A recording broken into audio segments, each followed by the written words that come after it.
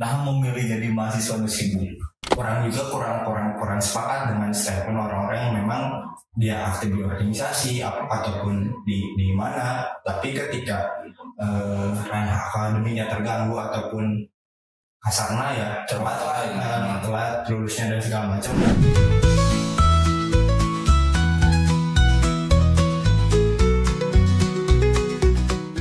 Gimana ya suara-suara hewan ternak berada di hampurannya. Saya mas.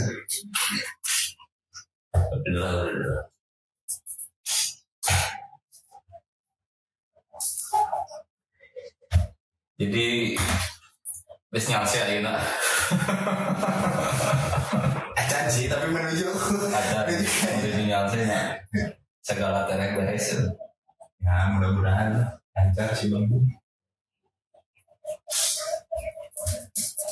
Selebrasi ya tuh lancar. Seharusnya. Tapi ya ayang mah ayang sih, cuman kan mungkin nanti karena ada beberapa faktor ataupun namun cuman ya orang pribadi mah hanya yang dinya. Tapi masih berarti kan kesibukan nono ya. Palingnya ada nama jadi masih berstatus mahasiswa kene, status mahasiswa kene terus dan memang mudah-mudahan lancar gitu kan, orang enak karena sun gitu udah tingkat akhir, selain di akademiknya masih berkecimpung lah di organisasi gitu, masih ada tanggung jawab di organisasi. Oh iya. Muntah salah jadi asli bogenya. Ya, alhamdulillah saya kurang. Oh berarti sibuk pisan ya. Oh orang poho ya terkenal kan, jadi itu salah satu ketuanya, ketua organisasi di salah satu kampus gitu.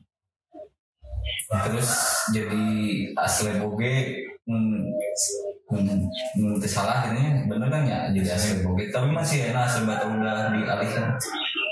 Sebenarnya berbicara asisten laboratorium sebenarnya masih kene, cuman segala urusan anu di ruang lingkup asisten laboratorium kurang dilimpahkan ke angkatan dihandap karena kita menjadi suatu gambaran oke kermahan gitu, cuma orang masih kene gitu. Biasanya kan turun temurunnya sama kurang gitu, saya ingat kurang gitu ya. Berarti anak tereker nyusun si iya tuh kumaha kehidupan di kampus saya kan orang setengah tapi ya tuh ya urang mah nyebutna kahim deh ke. Jadi jangan masuk super sibuk yang super di pikiran, ini segala di pikiran jadi super liar. Alhamdulillah oke sih bang, karena ya orang coba mengambil positif lagi gitu dalam keseharian orang di kampus ataupun istilah kesibukan orang jurusan akademi. Apalagi kan dibenturkan oleh keadaan UGM kan udah tingkat akhir gitu, terus ya, orang masih kayak ada urusan di laboratorium terus di organisasi UG gitu misalnya. Cuman menurut orang kenapa orang berpikiran positifnya karena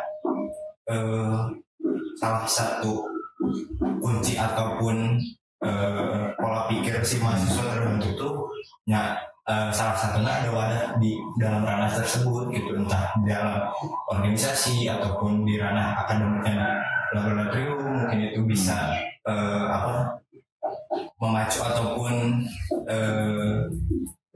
meningkatkan skill diri mana yang sorangan. Nah, memilih jadi mahasiswa sibuk kan gini sebenarnya ada pilihan, kayaknya ada pilihan jadi mahasiswa nyantai gitu, nyantai dalam arti ya udah ikutin perkuliahan tok gitu nya, paling sibuknya ya tugas atau aya presentasi beberapa mata kuliah kan gitu atau penelitian gitu. Nah memilih hal-hal yang menambah kesibukan dan menambah pikiran gitu kan. Kenapa ya bisa dibilang mahasiswa sibuk lah gitu. Udah pasti sibuk kan jelas ya karena memang anu karasa kurang gitu. Kenapa orang memilih jalan ini tersebutnya karena orang di awal masuk kuliah orang udah punya mindset ataupun pikiran bahwasana orang teh yang jadi mahasiswa ya orang kalau bisa anu ditonjolkan ke diri orang anu baheula waktu zaman SMA orang masih ya istilah nama kurang berbaur dengan banyak orang. Nah orang coba merubah pola pikir orang ataupun perilaku orang ketika sudah masuk ke ranah mahasiswa ya itu gitu. Orang memilihnya ke jalan situ dan memang anu bisa kurang tangkap ya salah satu wadahnya ya itu entah itu organisasi ataupun di ranah akademik laboratorium. Oke, misalkan di ranah organisasi lah. Jadi ketika memilih jadi terjun menjadi sebuah organisasi mahasiswa biasanya disebut Ormawa. Organisasi mahasiswa Ormawa. Terjun ya di salah satu Ormawa. Otomatis kan modern selama seberapa tahun nanti hampir 4 tahun kan dari progresobinya. Nah itu ngaganggu tuh kanu kuliah gitu terus si feedbackna orang ngilu atau orang berkecimpung atau nyemplung di kesibukan organisasi teh kumaha sih gitu tah berbicara mengganggu ke kewajiban orang ya sebagai mahasiswa terutama kepada kewajiban orang tua. Kalau berbicara mengganggu sudah pasti, cuman orang itu bisa nyalahkan sebuah organisasi tersebut ya. Ketika jatuhnya nanti kedepannya mengganggu ke ranah akademik orang ataupun jadi nilai-nilai orang jadi goreng dan segala macamnya, orang itu tidak bisa menyalahkan ke arah situ. Cuman itu improvisasi ke diri masing-masing lagi karena itu kan pilihan dari awal kan setiap pilihan pasti resikonya gitu. Cuman ya memang selama pengalaman orang lebih ke titik proses pengennya orang coba apa ya nangkapnya ya ini adalah sebuah proses pendewasaan orang anu memang orang masih kayaknya hanya di kampus gitu. Jadi ya entah dari manajemen waktu ataupun jam tidur mungkin terganggu itu sudah menjadi resiko gitu bagi orang-orang yang berkecimpung di ranah situ gitu. Nah tapi kan IOWQ misalkan ngilu organisasi teh nonnya jadi terbengkalai urusan kuliah teh terus lila lulus tapi kan kahim bisa 4 tahun lah bisa pas gitunya berarti kan kita balik deui ke manajemen waktu nah sebenarnya gitunya. Nah kalau berbicara itu orang selalu apa ya tanggung jawab orang di organisasi dengan tanggung jawab orang ke orang tua itu beda. Orang selalu berpegang prinsip ke arah situ karena berbicara orang sebagai sekarang masih statusnya mahasiswa ya orang tanggung jawab akademiknya kepada orang tua. Tapi ketika orang memilih jalan untuk terjun di organisasi maupun di laboratorium, nah kita orang selalu mikir ini langkah orang, ini pilihan orang yang sebisa mungkin apa yang udah orang lakukan ya sebisa mungkin harus bisa dipertanggungjawabkan. Nah itu jatuhnya tuh pertanggungjawaban diri sendiri. Orang mikirnya karena ya apa ya orang juga kurang sepakat dengan statement orang-orang yang memang dia aktif di organisasi ataupun di mana tapi ketika ranah akademiknya terganggu ataupun kasarnya ya telat lulusnya dan segala macam. Nah orang kurang sepakat nanti dia menyalahkan apa yang dia jalankan, tapi dia tidak bisa mempertanggungjawabkan. Iya. Harusnya udah tahu resikonya dari awal kan gitu. Sebenarnya buat mengembangkan diri juga oke gitu organisasi itu. Baik organisasi ataupun komunitas ataupun naon lah gitu, volunteer kan bisa wae gitu kan mungkin mumpung ada fasilitasnya kan gitunya di kampusnya, jadi tetap jauh-jauh lah neangan organisasi di luar neangan banyak cuman ya alangkah lebih baiknya yang memang masih dalam satu ruang lingkup kampus ya apalagi organisasi itu mendukung jurusan yang kita pilih kan gitunya, itu lebih bagus kan guys.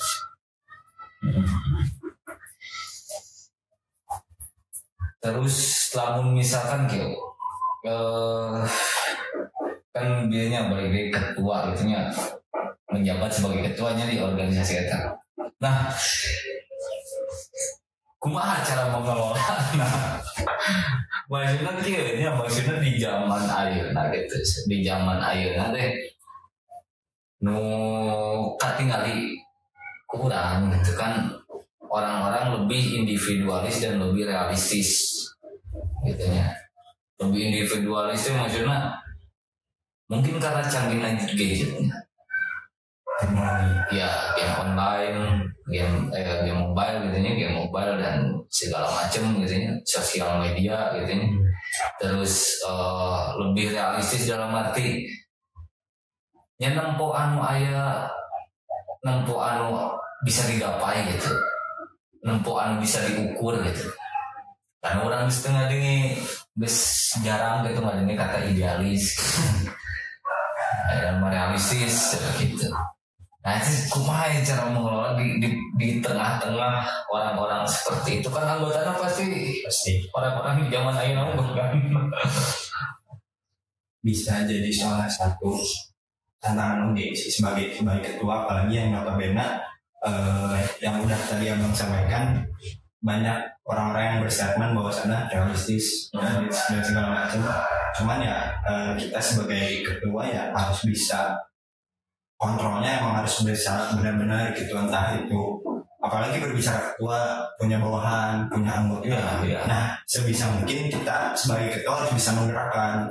Yang pertama menggerakkan, yang kedua kontrolnya seperti apa itu, karena yang orang rasain sampai sekarang struggle-nya ataupun dinamnya sebagai ketua, yaitu ketika banyaknya aspirasi dari anggota tapi kita sendiri pun masih susah ataupun bingung untuk merumuskan aspirasi tersebut dari orang, karena yang namanya ketua pemimpin yang memang harus bisa jadi tolak ukur sebagai anggotanya gitu, ataupun bisa dibilang kalau dulu tuh role model. Jadi pemimpin itu seperti apa ya, yang memang itu akan jadi contoh buat ke anggotanya seperti apa gitu. Dari orang itu.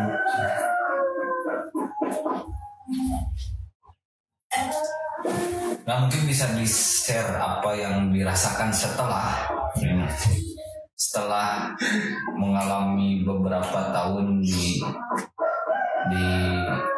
entah itu di organisasi ataupun menjadi asisten lab gitu kan. Ya kita sibuk pisahnya, orang bisa ngegambar ternyata pasti sibuk pisah gitu. Nah, mungkin bisa di-share manfaatnya atau apa yang bisa diambil dan ya diharapkan sih lebih banyak penerusnya ya, diharapkan gitu. Nah mungkin bisa di-share gitu.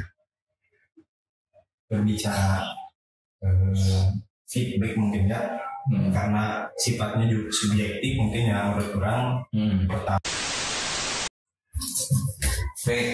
ada kendala teknis seperti biasa gitu loh. Lanjut feedback tadi. Terkait feedback karena sifatnya subjektif yang menurut orang, pertama ya jadi suatu ajang pengembangan diri bagi diri masing-masing. mungkin ya relasi itu udah pasti dapat, dan memang itu gimana balik lagi ke orangnya. Karena yang pengalaman orang ataupun yang sering orang temukan, ketika relasi itu sudah dapat, nah si orang-orang itu tidak bisa mengelola ataupun tidak bisa memanfaatkannya dengan baik. Dan mungkin kalau di ranah organisasi dengan alumni ataupun di laboratorium dekat dengan dosen-dosen, apalagi kan notabene di dosen-dosen terutama di universitas saja banyak dosen-dosen itu yang banyak memegang proyek, entah itu bikin alat ataupun apa. Nah itu tuh biasanya dilibatkan dengan si mahasiswanya gitu. Kenalan teknis wae. Oke, ayeuna minatna kumaha tah? Iya, mahasiswa terhadap pendidik. Sejauh ini sih menurut orang agak sedikit menurun, karena mungkin ada beberapa faktor yang memang si mahasiswa ini tuh jadi kurang lah minat terhadap organisasi. Apalagi kan sekarang udah ada namanya program MBKM, mereka belajar kampus mereka, yang memang itu difasilitasi oleh universitas. Entah itu ada banyak program sebenarnya, ada KKN, penelitian dan pengembangan, terus pertukaran mahasiswa dan segala macam, yang memang itu jadi sebuah tantangan juga buat orang-orang yang memang megang di ranah organisasi. Apalagi kan sekarang teknologi semakin canggih dan segala macam. Nah itu bisa jadi tantangan juga buat orang-orang yang memang berkecimpung di organisasi. Cuman segimanapun ya, kita sebagai orang-orang yang ikut berkecimpung ataupun di organisasi, ya sebisa mungkin kita harus bisa mengelolanya itu ke arah situ. Nah mungkin pesan oke ke penerus agar lebihnya dalam kondisi zaman sekarang ya, yang tadi disebutin kan lebih individualis, lebih realistis. Nah kumaha cara atau ya non si agar menyemangati gitu tuh. Jangan terus menyalahkan kondisi, karena berbicara kondisi ya mungkin seiring berjalannya waktu pun akan semakin terkikis dengan kondisi-kondisi yang memang banyak orang-orang ditakuti untuk berkecimpung di organisasi itu. Karena pandangan dari orang-orang kenapa bisa menurun eksistensi ataupun ikut berkecimpung di organisasi, ya salah satunya yaitu karena ketakutan diri sendiri, dan memang itu tidak ada support dari kawan-kawan di sekitarnya. Itu yang pertama, jangan pernah takut untuk mencoba. Terus yang kedua, mindset ataupun pola pikir sudah harus adalah dibentuk dari awal-awal gitu ya. Karena yang orang rasain dari awal ya itu, orang punya pilihan sendiri, orang punya tujuan sendiri.